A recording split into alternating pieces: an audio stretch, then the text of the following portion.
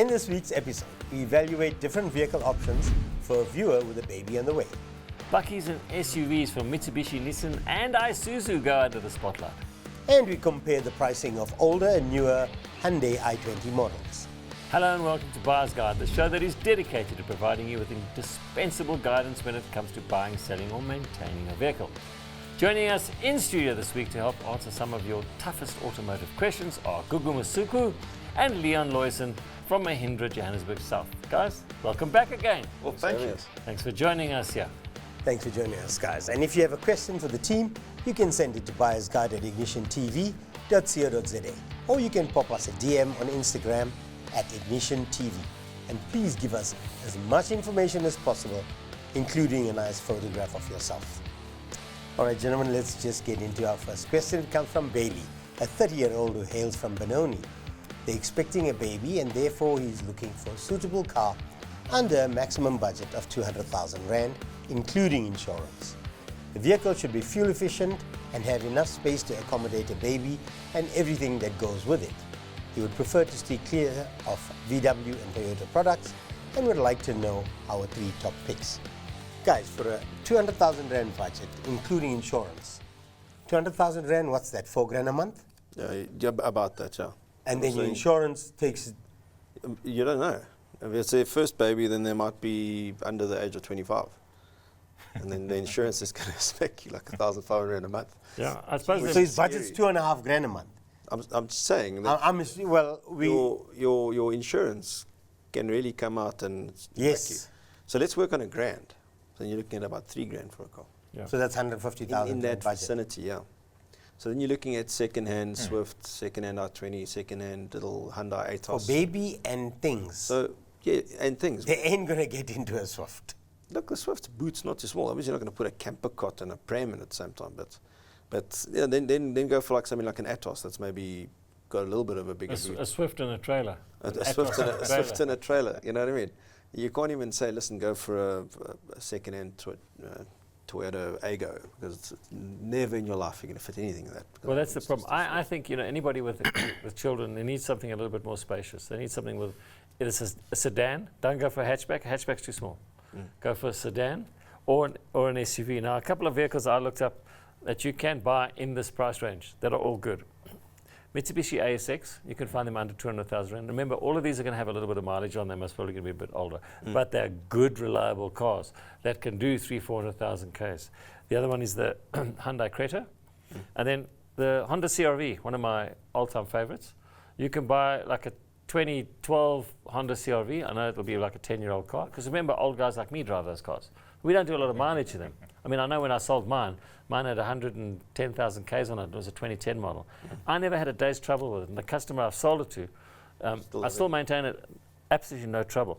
So a CR-V would be perfect. It'll be a little older. You'll find one in your price range. You can get yourself like a 2-litre automatic. It'll have all the space that you want, and you can grow into the car because it's so spacious. If you decide in a year or two to have another child, you don't have to buy another car. You go and buy like a Polo or something like that.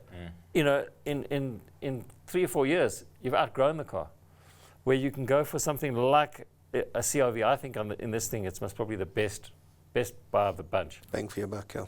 But let me ask you, you're the guest. What do you think? Buck. Look, I was assuming one of you guys would bring up the Duster because it's always on the list. So I'll stay away from that. And I'll instead recommend the Qashqai, the 1.5 GCI. Or even the previous generation 1.6 Qashqai. Petrol, also not bad, yeah. So you wouldn't go wrong there. I'm a big... Those 1.5 litre engines are just great. They're economical, lots of torque. You say the 1.5 turbo diesel variant. So that would be the same engine as what you get in the old Renault Megane. Yeah. And those are brilliant. Well, I've talked from a performance standpoint. I think that car like 310 Newton meters of torque at like proper. You know, if you're buying one of those with fairly low mileage on, it's not a problem. But once you get in this price bracket, you're going to be finding something with 200,000 Ks on it. And then if something goes wrong, like if you have to replace the injectors, you're talking 50, 60,000 Rand. They've just had a child. More like 80 grand. You want something injectors. that's simple. Buy petrol then. A simple petrol engine, non-turbocharged. Because remember, if you're buying a modern turbocharged engine, it's not just the turbocharger. They are quite sophisticated in terms of their electronics and everything that goes with their fuel injection system. So for me, the best bang for buck in this price range would be a used second-hand Honda CR-V. You can get in manual or auto, but if you've got kids, you want an auto. You don't want to be changing And they also gears. said the big thing here is security concerns. Yeah, it's a low. It's a low risk. very I think low. nothing is guaranteed, but it's low And have a look risk. around because there are a lot of them around that old people drive. Okay, Sibusiso is 31 years old and he comes from Soweto. He's interested in buying a 2018 Volkswagen Golf GTI with no more than 95,000 Ks on the clock for his security company. He has a budget of 380,000 Rand and he's open to other suggestions apart from the Suzuki Swift Sport. Speed and reliability are his top priorities, as the vehicle will be used as a tactical response vehicle. In other words, it gives him an excuse to drive around like a maniac with lights flashing. Lights flashing, yeah. Right? Leon, let's go with you. Would you buy a second-hand GTI for that option? No. Myself personally, I wouldn't, but obviously, these, if you look at any of the response cars, the guys are driving around Ford Focus STs, they're driving Polo GTRs, and they're driving GTR Golfs. Yeah. They're the really quick ones, you know what I mean? Then they've Yeah. got the Fortuners that come around, like the ambulance type cars. Yeah. But I would say as a first responder, you're going to need something that's got power. You can't have time for slipping a clutch, installing the car. It's got to be put your foot and go. Yeah. But that being said, a lot of them are driving on the Ford Focus STs, which were manual cars. I think they came with a 6 Yeah. manual box. So I think he's going to also find something that's going to be in that risk factor. And these guys don't drive these cars slowly. They're banging these vehicles. Yeah. Driving it. They're going to kill speed. anything. So I think you're running that risk, but I think he also knows that. I mean, for 380 grand, what are you going to get in a GTR Golf Yeah. that's not been thrashed? Yeah. And he wants it All with a those cars will DSG be crashed. gearbox. There we go. So then that puts the Ford Focus out the picture. Yeah. So I would say then maybe look at a Polo. If the size is not the big, you generally got two guys with all of their kit and their bulletproof vests. Maybe that because you're carrying around, a lot of the guys carry the automatic weapons in the back, so it might be too wide for the Polo boot. I wouldn't really know, but if he's wanting DSG, he's going to have to search long and hard to find a GTR that hasn't been. Well, crashed, pulled this to is the a ringer. problem. But it's an ideal vehicle for his application because normally we would say, oh, be careful because I steal them.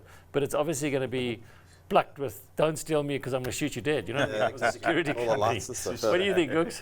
Look, I like the SC option. I didn't think of that. The options that I had, I was looking more German. Yeah. Your 235s, 335s. Yeah. Those things are pretty potent if he's looking for something that's going to run after people. But he's got Budget. beer money. Well, on a Beer, Champagne. No, taste. champagne taste. champagne yeah. taste. Yeah. So I mean, 380 grand doesn't give you much. Yeah. for that 380,000 Rand, he must probably find a GTR. This must probably be the right one to go for. And I think we can suggest others, but it sounds like that's what he wants. I would say look for He one. just You'll- wants us you'll to find say, one. you know what, guys? Yeah. That's Go the buy car it. you should go. Would Would you say manual or DSG? No, he wants DSG. But if you can find one in manual, be better. But if you're going to get one in DSG, that's fine. You're going to pay for the repairs shortly. Okay. Okay, stay tuned because after the break, SUVs and Bakkies from Mitsubishi, Nissan and Isuzu go head to head. And the Cherry Tiggo 8 Pro goes up against Volkswagen Tiguan Allspace.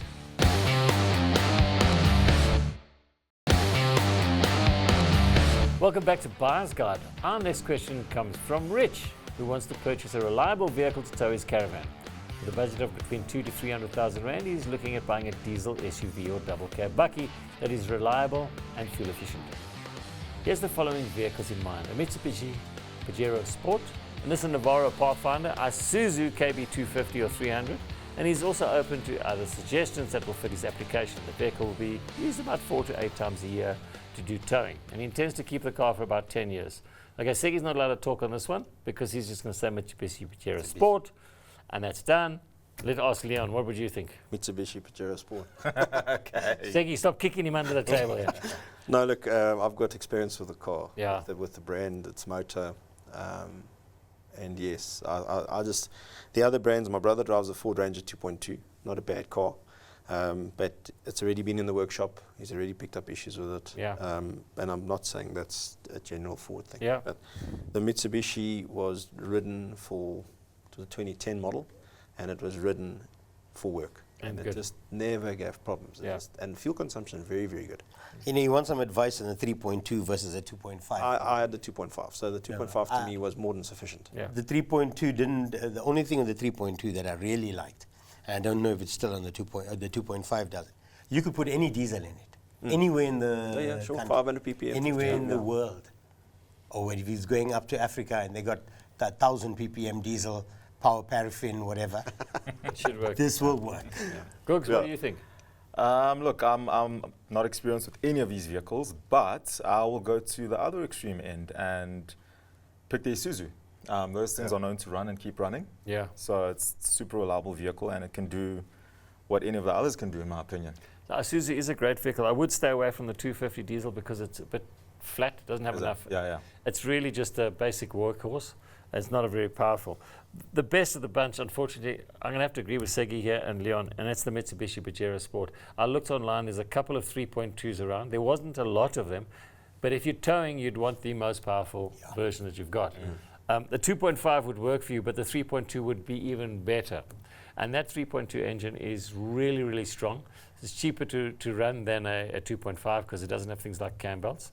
So for me, look online, find yourself a 3.2 Pajero Sport and buy that. Don't even worry with the rest, although Gugu, like mentioned, Isuzu is a good vehicle. But I think in this application and that price point, your best buy is a Mitsubishi Pajero Sport.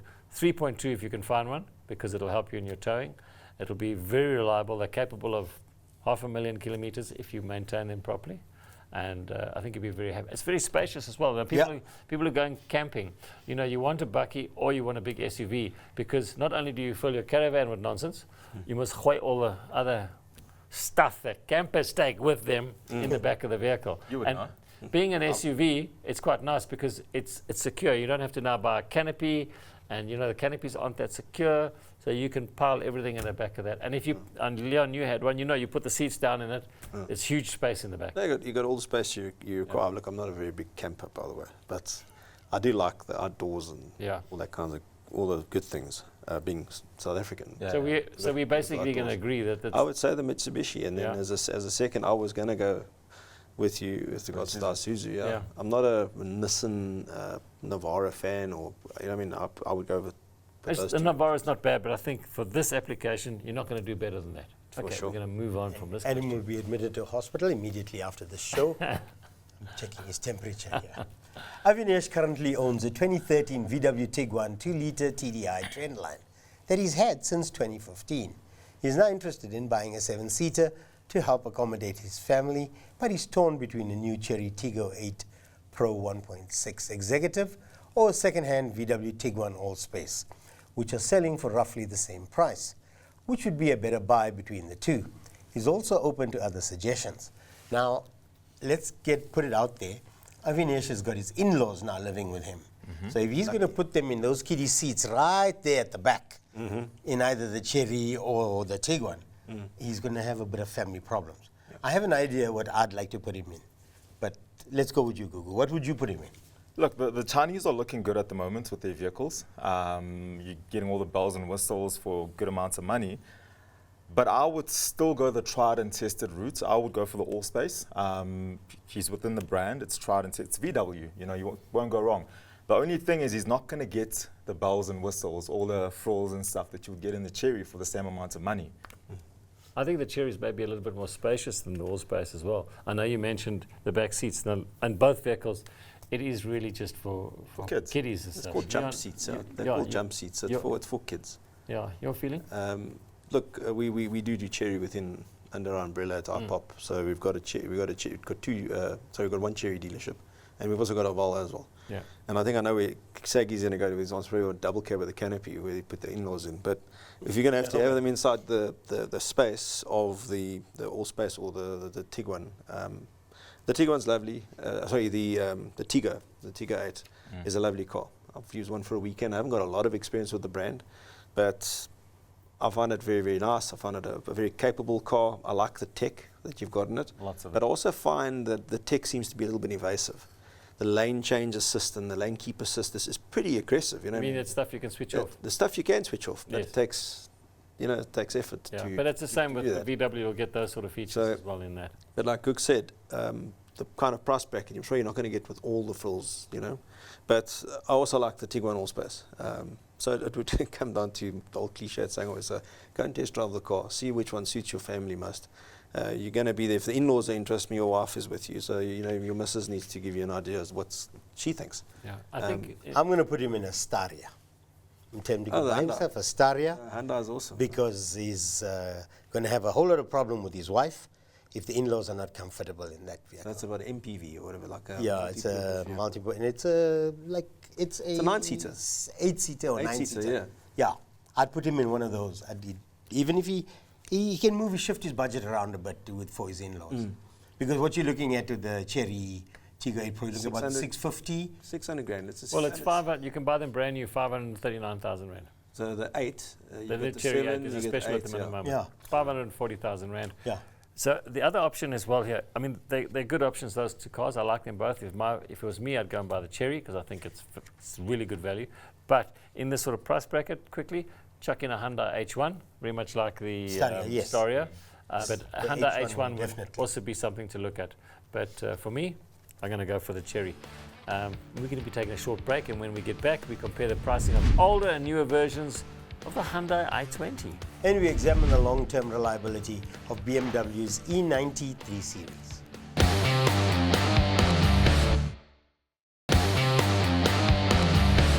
Welcome back to Buyer's Guide.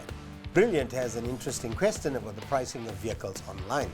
He wants to know why 2021/2022 Hyundai i20s are the same price as 2020 models.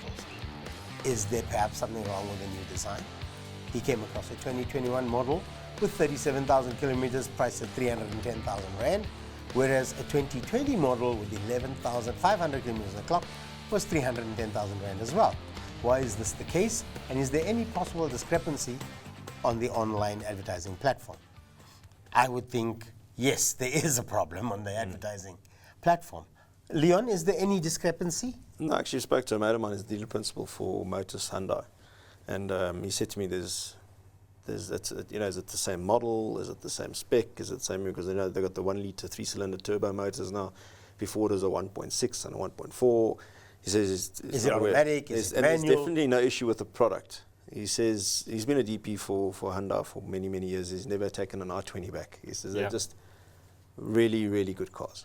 So it must be an advertising fault or a description of the vehicle fault, but there's definitely not an issue. You must probably find that the viewer, when he looked online, he was looking at, he saw Hyundai i20 and he saw Hyundai i20. And he didn't really go into the spec level of it. You must probably find the newer version was maybe a 1.2 base model, and the previous, the other one, which was roughly the same price, could have been a 1.4 with all the features. It could be the last number. Yeah, it can be the last one of it. So it's unlikely that they're going to be the same price for the same spec on a newer model. It'll always be, the newer model will always be a little bit more expensive if the spec levels are the same. Googs, I think you'll agree, eh? I'll agree with that. But also when I was having a look at this, which is slightly going off-ramping here, I saw scams. I think people need to look out for that. Yes, that is another. That's another thing, Yeah. yes. You see a 2021, 2022 Hyundai i20 and it's going for like 200 odd grand, and it's like, yeah. If it's too good to be true, it is probably too is. good to be true. And on the scams, I think we've just touched on this quickly, is if anybody says to you, if you look online and there's this car that you know, everybody else is selling it for 100,000 Rand more, and you phone the guy and say, I'm interested in this car, and he says, look, the normal story is, oh, we're going to go to auction with it tomorrow, so if you want this vehicle, we'll put it on hold for you, but you give us a deposit of 25, 30, 40, 50,000 Rand. And then you'll say, no, I haven't got that. Oh, no, even if you give 5,000, we'll hold it for you. Because all they're trying to do is get some money out of you. Then when you deposit the money into the account, goodbye, gone, your money's gone, whatever. So never, ever, ever give money to somebody online unless you go to the dealership. Like you go to Leon's dealership, you see a car there, you're happy with that car. Leon says, okay, I need a deposit to secure this for you. Yeah. They'll give you the deposit. If you receipt. change your mind, he's going to give that back to you. You know? Or Leon may spend it on booze on the Booze or weekend. something, yeah. And you're going to the south to buy from Leon anyway. Go and make sure that the vehicle's there and that dealership actually exists. Yeah, there you go. Yeah. 100%. Okay. Now, our last question comes from John, who is a young car enthusiast and currently in the market for a BMW 3 Series. He's got his eyes set on a 5th generation model of the E90, as it's also known. He'd like to know if these vehicles have strong engines and what should you look out for when buying one. Would we recommend that he looks at Japanese or Korean brands as well? Okay, so he's looked at this BMW 3 Series, a 323, and that's the Those are six-cylinder. inline sixes, yeah. Yes, inline 6-cylinder. Is it a great car for him to buy? Googs, your feeling on that? I was going to ask you because you fix and repair these cars. Yes. What are the issues known with those N52 Look, engines? unfortunately, it's a half-an-hour show. It's not a 3-week show. I would, if you're asking me, I would say stay away because remember, those are old cars now. Yeah. They're already 2 generations, 3 generations back. I wouldn't buy one. A 323, they're not light on fuel. No. The engines are strong, but when they go wrong and they break your bank balance. His question was, should he look at something like the Korean brands or Japanese brands? And my answer would be definitely. Leon, is there a reason for that? I mean, just because of what the Japanese brands have done. You look at Subaru, you look at Toyota, you look at Nissan. Any Suzuki. Japanese brand. And the Koreans. Suzuki, there we go. Then you've got Mitsubishi. Koreans, which are Hyundai and Kia. These are big bangers in the market. So there's no, I don't think, like you say, stay away from the Beamer, park that idea, unless you've got a really, really, really long bank balance that you can. Or throw if he's money getting a down unicorn, on a bit. he A finds unicorn. one with 50,000 Ks on the clock. Somebody's got it all kept nicely for him. No, but I certainly doesn't wouldn't happen. recommend buying one because although they may look cool and they may go well when they do go well, you remember you're talking about a car it's now 10, 12, 15 years old. Is a car that desires maintenance all the time. Germans, if you maintain our cars as they should be recommended, they do last. But to find something like Segi says, a unicorn, 323 wasn't They're sort of heavy on fuel, those best. inline Yes, They weren't the very sort of heavy on best. fuel. And if something goes wrong with it, you're not paying, 2008 prices for it. You're paying 2023 prices to repair it, You're which paying is expensive. BMW prices. Yes. It's the BMW. Yeah. Yes. So you drive him, bring money worth, BMW, bring money worth. So certainly, if you want to buy something, rather go for a Japanese brand or a Korean brand. There's a lot of really good cars out of there that won't hurt your pocket as much. And quite frankly, if you buy like a 323 now, it's already old and dated. The performance is not that great. And in 2 years' time, you're going to get NA. 2 cents for it. So I certainly wouldn't recommend going along that route. Rather go for something. You'll get, in a Japanese and Korean car, you'll get a lot more bang for your buck. You may not get the snob badge, but it won't hurt your pocket as much. Definitely worthwhile to go for some Korean. That's some financial advice from Mr. Adam Ford. And with that, we've come to the end of this week's show. Thank you, Gugu. Thank you, Leon, for joining us and sharing all your helpful tips. Until next time, please buckle up, stay safe, and stay out of the emergency lane.